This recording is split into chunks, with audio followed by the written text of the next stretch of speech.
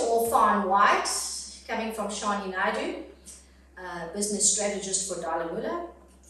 We welcome you to the SMME Virtual Roadshow this month of September 2021. It is an absolute privilege for me to be part of the SMME Virtual Roadshow this year.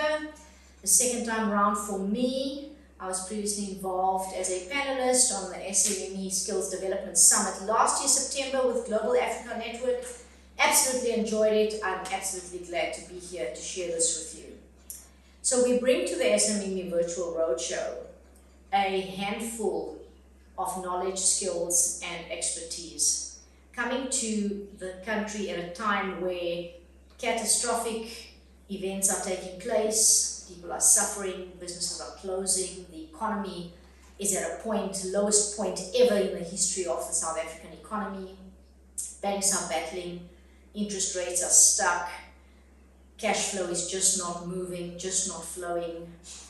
The rand is up and down, the cost of petrol is soaring, the cost of living is beyond comprehensible. No one ever thought we would be at this point in a wonderful country called South Africa. So we bring to you to share with you insight on running a business, access to markets, and skills and development. I trust that you will enjoy this with us as we are privileged to be sharing this with you. I will hand over to my associate, Lesiba Madiba, who is the brand ambassador for Dali Muler. Madiba? Thank you very much, Shani, and it's critical and important that we all understand and know that being an ambassador for a product, it means a lot that you represent the product all over the world. So I sit here and thinking that what is the way forward? The way forward is to say thank you very much, for this opportunity, and we are in a position to explore ideas and think about the future.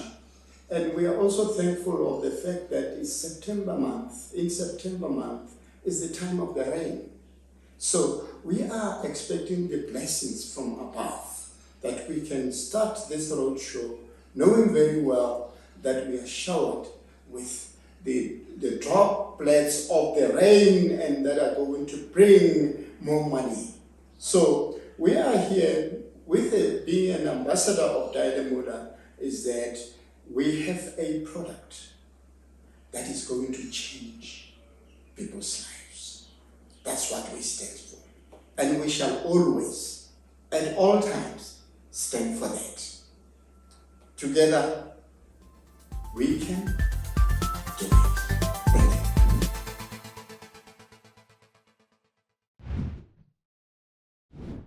Hello, I am Leo Connor and I am the presenter for today. Welcome to our Q&A session with Shani Naidu. Shani is a registered accounting and tax professional, compliance consultant, and strategic business advisor. Shani has led a highly acclaimed career spanning over 20 years. She has been on the cover of SA Profile and BBQ magazines, and her advice is highly sought after in the business arena. Shani, welcome. Thank you, Lee. Thank you so much for joining us today. Thank you. You have gone through the many pitfalls of owning and running your own business. This can be likened to the growing of a tree. Correct. Could you please share some interesting insights with us with regard to this analogy and business growth and development? Well, Lee, I think that's a vital question that you're asking me, considering that we are on the SMME Virtual Roadshow. And if one takes into account the strategic importance of the SMME sector in our economy, then the question you're asking becomes a very important one. So, what is a business? What does it do? What is it supposed to do? There are various answers to that depending on who's running the business and how you're looking at what it's doing. Every business is going to go through pitfalls.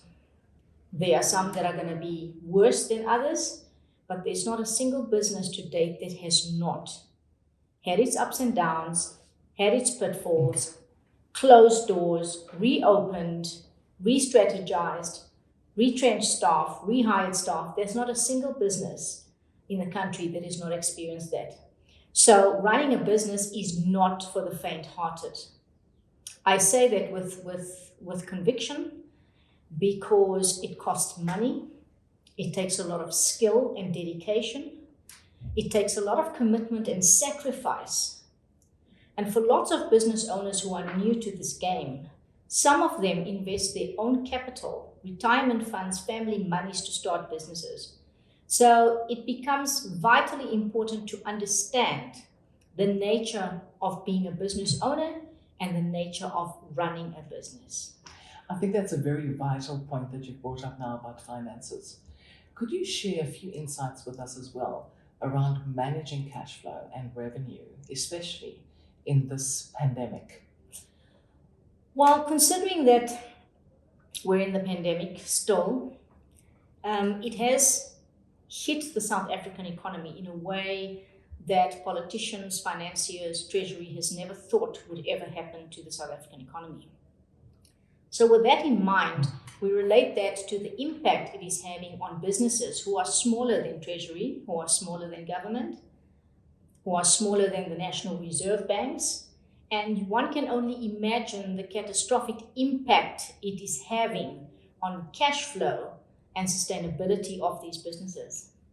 So when we come to the point of cash flow and finances, a business will not be able to maintain itself without sufficient cash flow reserves. That is a fact.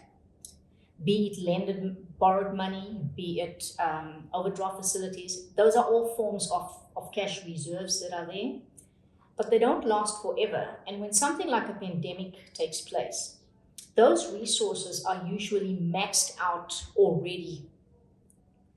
And that's why cash flow planning, budgeting, cash flow strategizing become vital elements of structuring a business.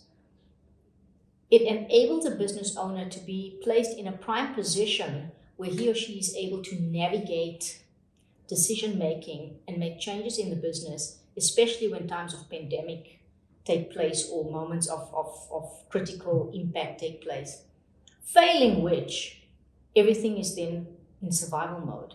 So as most businesses have faced themselves, saw last year in the pandemic when we had the first run with COVID, it was a shock, it was a bummer, nobody had cash reserves, nobody planned for this, and as catastrophics normally are, they're unplanned.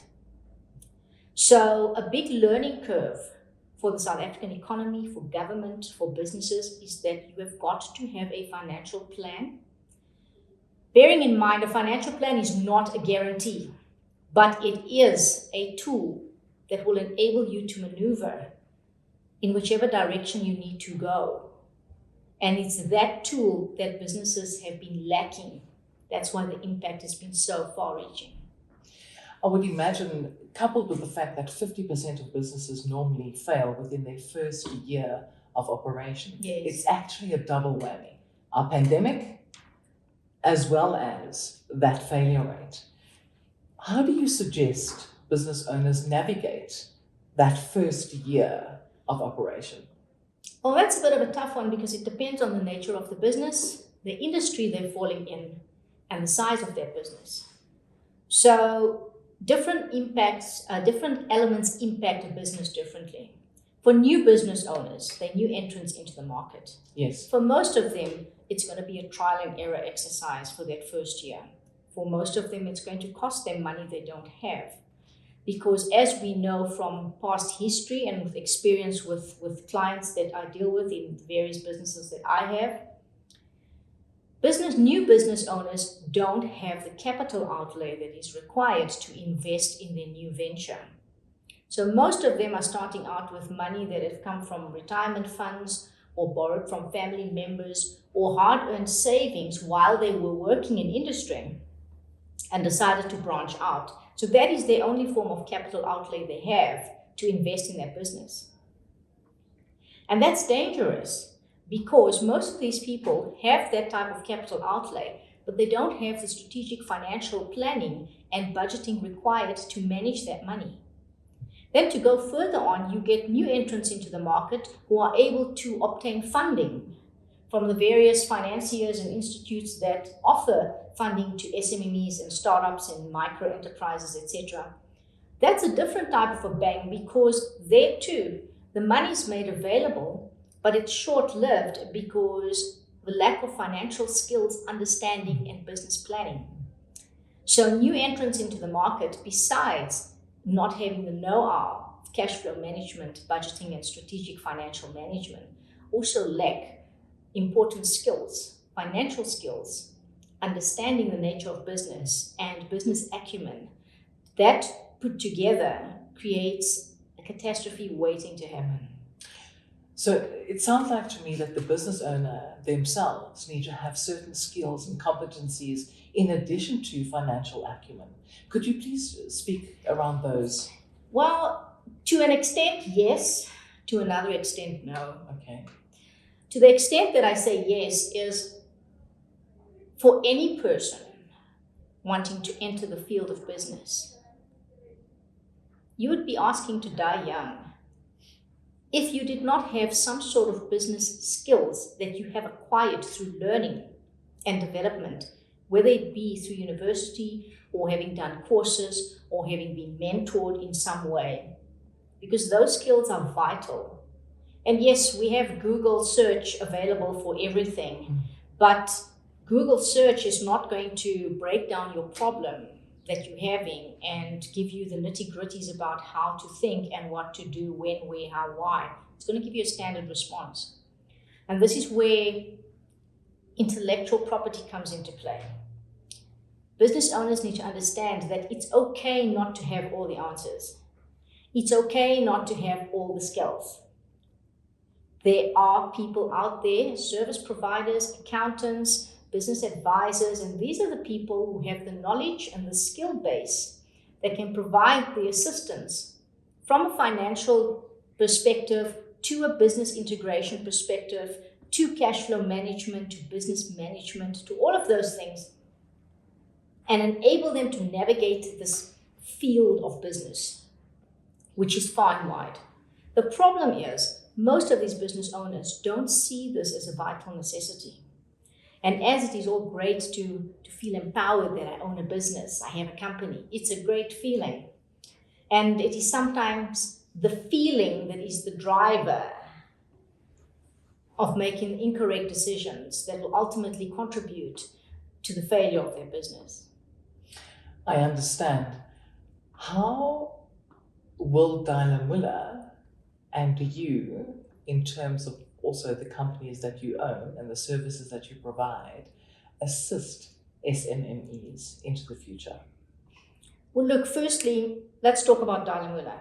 Okay, Dali Muler is a company who has committed itself because of the passion and drive that it feels for community building. So Dali Muler's platform is all about community building, sustainability, teaching and sharing the knowledge and skills of money and wealth creation.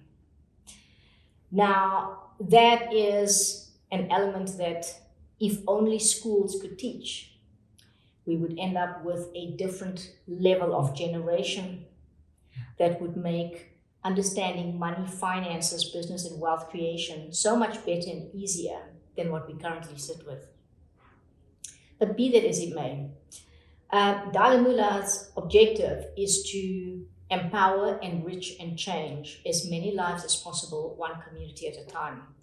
That is the motto of Dali Muler, and we firmly believe that Dali Muler, through its vested interest in the products, value-added products and services that we are going to be rolling out to the communities at large, business owners, businesses, etc. It is a range of products that is well suited to everyone and anyone. Dali Muler will achieve its objective, and that will enable Dali Muler to take the next step and the next step and the next step, because this is only the beginning of the transformation journey that Dali Muler wishes to envisage to the communities at large. That's fantastic. So, one step at a time and changing lives one community at a time. Absolutely. Shani, thank you so much for being with us Absolute today pleasure. and for sharing your valuable insight with us on running. Thank you very much. My pleasure. And with that, team, that's a wrap. Until next time. Thank you.